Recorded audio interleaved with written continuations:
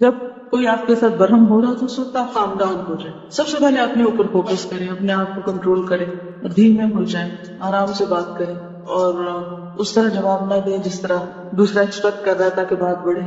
اور کوئی situation share کرے گا وہ تو دوسرے کے پارٹ پر ہے نا. اصل بات یہ ہماری ہو رہی ہے کہ ہمیں کس طرح ریئیکٹ کرنا ہے. جب ہمیں ہمارا کوئی حق نہ دے، کوئی ہماری مرضی کے مطابق کام نہ کرے اور ہم فرسٹریشن کا شکار ہوں تو اس موقع پر ہمیں کس طرح بہیو کرنا ہے. اب دیکھیے کہ ہمیشہ انسان غصہ اس پہ نکالتا ہے جو اس سے کمزور ہوتا ہے، جس پہ بس نہیں چلتا. جس کسی پہ بھی ہمارا بس چلتا ہے یا جس کی بھی ہماری زندگی میں کوئی خاص اہمیت نہیں ہوتی، اس کے سامنے ہم جو ہمارا دل چاہتا ہے کرتے ہیں. اب مثال کے طور پر آپ کو کتنا بھی غصہ آئے امیگریشن پہ، آپ کیا کرتے ہیں؟ کنٹرول کرتے ہیں. اسی طرح آپ کسی جج کے سامنے کھڑے، ہو سکتا ہے آپ کے اوپر کوئی جھوٹا الزام ثابت ہو رہا ہو، لیکن آپ اس وقت کیا کرتے ہیں؟ آپ کوئی بھی ایسی بات نہیں کرتے، کنٹرول کرتے ہیں. تو کسی کمزور انسان کے سامنے بھی آپ اس وقت اپنے آپ کو کنٹرول کر سکیں گے جب آپ کو یہ یاد رہے گا کہ آپ اس وقت اس بندے کے ساتھ معاملہ نہیں کر رہے بلکہ آپ کا معاملہ اللہ کے ساتھ جو سب کچھ جانتا ہے. اگر بلا وجہ کرنا ہے تو ناپسندیدہ ہے، ہوتا نا بات چھوٹی ہوتی ہے مگر اس میں اتنا بڑا ریئیکشن کیوں؟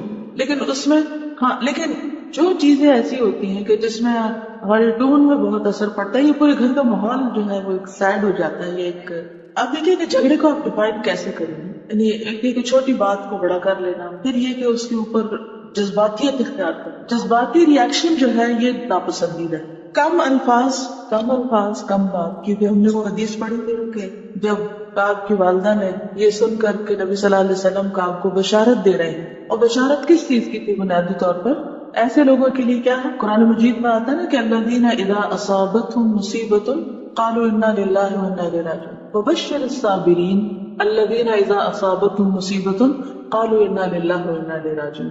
تو جب کوئی شخص مصیبت پر صبر کرتا ہے تو اس کو بھی کیا دینی چاہیے؟ بشارت، کہ تمہارے لیے بشارت ہے، اچھی خبر، اچھی امید رکھو اللہ سے، کیونکہ اللہ نے تمہیں توفیق دی ہے صبر کی. تو نبی صلی اللہ علیہ وسلم کعب کو ان کی بیماری پر صبر کرنے کی بشارت دے رہے تھے کہ تم صابرین میں سے ہو، کیونکہ آپ کو حکم دیا جا رہا ہے نا اس آیت میں بشر، خوشخبری دے دو. کس کو کہا جا رہا ہے؟ نبی صلی اللہ علیہ وسلم کو. کسے دے دو؟ صابرین کو دے دو. تو کعب کیا تھے؟ صابرین میں سے تھے، تو آپ نے ان کو بشارت دی. والدہ نے اس بشارت کو کسی اور شکل میں لے لیا تو اس سے پھر بات کچھ سے کچھ بن گئی. تو ویسے آپ ٹرائی کر کے دیکھیں غیر جذباتی رویے کو، بہت فائدہ ہوگا. گھر کا ماحول بہت پرسکون ہوگا.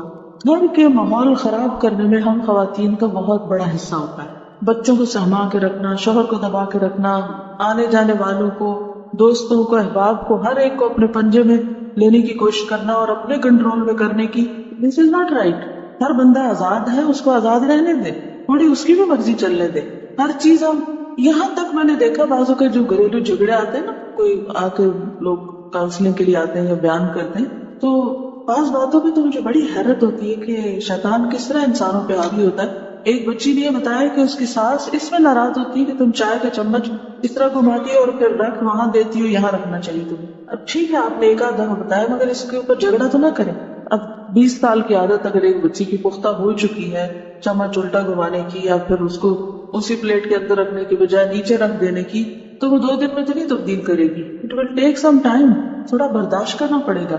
لیکن اس طرح کی چھوٹی چھوٹی باتوں کو جب ہم برداشت نہیں کرتے اور ایک دفعہ منع کیا نہیں کوئی بنا، اگلی دفعہ اونچا بولنا، تیسری دفعہ جھگڑا کا شروع کر دیا، پھر 10 دفعہ تو بتایا تم تو سن کے نہیں دیتی ہو، تمہارے ماں باپ نے تمہیں یہ تمیز سکھائی ہے. پھر اب آپ دیکھیے جھگڑا شروع ہو گیا نا. اب جب یہ شروع ہو گیا تو اس کا اینڈ کہاں ہوگا؟ پھر وہ جھگڑے آنا کا مسئلہ بن جاتے ہیں، پھر وہ کنٹینیو کرتے ہیں. اور باتیں چھوٹی چھوٹی ہوتی ہیں جن کو ہم صرف ہم اپنی جذباتیت کی وجہ سے غلط رنگ دے دیتے ہیں. تو اس جذباتیت کو کنٹرول کریں، اسی میں فلاح ہے. اگنور کر دیتے ہیں، اونچا نہیں بولنا، بس اونچا بولنے کو کنٹرول کر لیجئے، بات اصول کی کیجئے، فارم رہیے، نہ تیز بولنا ہے نہ اونچا بولنا ہے. یہ 2 چیزیں اگر آپ کی کنٹرول ہو گئی تو کامیاب ہو گئے. احساس، آپ بے شک احساس دلائیں، دوسرے کی غلطی بتائیں، دلیل سے بتائیں، دھمکی سے نہیں، آرام سے بتائیں، چیخ کے نہیں، بتائیں ضرور، کیونکہ امر بالمعروف اور نہی عن المنکر فرض ہے ہم پر، وہ کرنا ہے ہمیں. جو غلط کر رہا ہے اس کو غلطی بھی بتانا ہے، لیکن چیخ چلا کے نہیں. بالکل. چلیے آج کے حدیث میں دیکھتے ہیں کہ 2 لوگوں کے جھگڑے میں ہوا کیا تھا، کیونکہ میں جان بوجھ کے کچھ حدیثیں چھوڑ کے اب اس کو سلیکٹ کیا تھا کہ پچھلی سے کنیکٹ ہو جائے. چلیے کتاب کا صفحہ نمبر 46 ہے، پیج 46. نحمده ونصلي على رسوله الكريم، اما بعد، فاعوذ باللہ من الشیطان الرجیم، بسم اللہ الرحمن الرحیم، رب اشرح لي صدری ويسر لي امری واحلل عقدۃ من لسانی یفقهوا قولی. اہمیت دفع السیئۃ بالحسنہ، برائی کا بدلہ اچھائی کے ساتھ دینے کی اہمیت. عن ربیعۃ الاسلمی قال كنت أخدم رسول الله صلى الله عليه وسلم فأعطاني أرضا وأعطى أبا بكر أرضا وجاءت الدنيا. اب میں آہستہ سے پڑھ رہی ہوں اور آپ مطلب گیس کیجئے، تو جو میں ترجمہ بتاؤں گی پھر دیکھیے کہ آپ کتنا قریب تھے، آپ نے کہانی کیا سمجھی، کیونکہ کہانی شاید آپ نے اس سے پہلے نہ سنی ہو. فأعطاني أرضا وأعطى أبا بكر أرضا وجاءت الدنيا فاختلفنا في عذق نخلة فقال أبو بكر هي في حد أرضي وقلت أنا هي في حدي وكان بيني وبين أبي بكر كلام فقال لي أبو بكر كلمة كرهتها وندم فقال لي يا ربيعة رد علي مثلها حتى يكون قصاصا. قلت لا أفعل. فقال أبو بكر لا تقولن او لأستعدين عليك رسول الله صلى الله عليه وسلم. قلت ما انا بفاعل. قال ورفض الارض فانطلق ابو بكر رضي الله عنه الى النبي صلى الله عليه وسلم فانطلقت اتلوه فجاء اناس من اسلم فقالوا رحم الله ابا بكر في اي شيء يستعدي عليك رسول الله صلى الله عليه وسلم وهو الذي قال لك ما قال. فقلت أتدرون من هذا؟ هذا أبو بكر الصديق وهو ثاني اثنين وهو ذو شيبة المسلمين. فإياكم يلتفت فيراكم تنصروني عليه فيغضب فيأتي رسول الله صلى الله عليه وسلم فيغضب الله لغضبهما فيهلك ربيع. قالوا فما تأمرنا؟ قال ارجعوا. فانطلق أبو بكر رضي الله عنه إلى رسول الله صلى الله عليه وسلم وتبعته وحدي وجعلت أتلوه حتى أتى النبي فحدثه الحديث كما كان فرفع إلي رأسه فقال يا ربيع ما لك وللصديق؟ قلت يا رسول الله صلى الله عليه وسلم كان كذا وكان كذا. فقال لي كلمة كرهتها فقال لي قل كما قلت لك حتى يكون قصاصا. فقال رسول الله صلى الله عليه وسلم أجل فلا ترد عليه ولكن قل غفر الله لك يا أبا بكر غفر الله لك يا أبا بكر. قال فولى أبو بكر رحمه الله وهو يبكي. پھر سن رہے تو 50% لفظ ورڈز کی تو آگئی ہوگی. چلیے کہانی بناتے ہیں. ربیعہ اسلمی سے مروی ہے، انہوں نے کہا میں رسول اللہ صلی اللہ علیہ وسلم کی خدمت کرتا تھا. ان کی ایک اور مشہور حدیث بھی ہے، یاد ہے آپ کو؟ آپ کے وضو کا پانی بھر کے رکھتے تھے اور پھر آپ نے ان سے پوچھا تھا کہ کچھ مانگو، یہ وہی ہے. تو انہوں نے کہا کہ میں جنت میں آپ کا ساتھ چاہتا ہوں. تو آپ نے فرمایا تھا کہ تم سجدوں کی کثرت سے میری مدد کرو. تو یہ وہی ربیعہ اسلمی ہے، اسلم قبیلے سے. وہ کہتے ہیں کہ میں رسول اللہ صلی اللہ علیہ وسلم کی خدمت کرتا تو آپ نے مجھے زمین دی اور ابو بکر رضی اللہ تعالیٰ عنہ کو بھی زمین دی. ہم پر دنیا غالب آ گئی. ان دونوں کی زمین ساتھ ساتھ تھی، ابو بکر اور ربیعہ کی. تو ہم نے کھجور کے ایک درخت میں جھگڑا کیا. کس نے؟ ربیعہ اور ابو بکر. ابو بکر نے کہا یہ میری زمین کی حد میں ہے، یہ درخت میرا ہے، اور میں نے کہا یہ میری حد میں، یہ میرا ہے. میرے اور ابو بکر کے درمیان سخت کلامی ہوئی. تو ابو بکر نے ایسا کلمہ کہا جس کو میں نے ناپسند کیا. ان کی بات مجھے اچھی نہیں لگی، وہ بھی شرمندہ ہوئے اور انہوں نے مجھے کہا اے ربیعہ مجھے یہی کلمہ کہو تاکہ بدلہ ہو جائے. اب تم مجھے وہی بات کہو جو میں نے تمہیں کہی. میں نے کہا میں ایسا نہیں کروں گا. ابو بکر نے کہا تجھے ضرور کہنا پڑے گا ورنہ میں رسول اللہ صلی اللہ علیہ وسلم سے فریاد کروں گا. میں نے کہا میں ایسا جملہ نہیں کہوں گا. ربیعہ کہتے ہیں ابو بکر زمین چھوڑ کر نبی صلی اللہ علیہ وسلم کی طرف چلے گئے. میں بھی آپ کے پیچھے چل نکلا. بنو اسلم یعنی جو ان کا قبیلہ تھا، بنو اسلم قبیلہ کے چند لوگ آئے اور انہوں نے کہا اللہ ابو بکر پر رحم کرے. کس چیز کے متعلق؟ تیرے خلاف وہ رسول اللہ صلی اللہ علیہ وسلم سے فریاد کرے. حالانکہ اس نے جو کہنا تھا کہہ چکے. میں نے کہا تم جانتے ہو یہ کون ہے؟ یہ ابو بکر صدیق ہے اور وہ غار میں آپ کے ساتھ دوسرے اور وہ مسلمانوں کے بزرگ ہیں. بس تم بچو کہ وہ توجہ کرے، یعنی پلٹ کے دیکھے اور دیکھ لے کہ تم اس کے خلاف میری مدد کر رہے ہو، تم میرے ساتھ حمایت کر رہے ہو ابو بکر کے خلاف، تو وہ ناراض ہو جائے اور رسول اللہ صلی اللہ علیہ وسلم کے پاس جائے تو حضور صلی اللہ علیہ وسلم ان کی ناراضگی کی وجہ سے ناراض ہو جائے کہ تم نے ابو بکر کو ناراض کیا، اور ان دونوں کی ناراضی پر اللہ ناراض ہو جائے اور ربیہ ہلاک ہو جائے۔ انہوں نے کہا تم ہمیں کیا حکم دیتے؟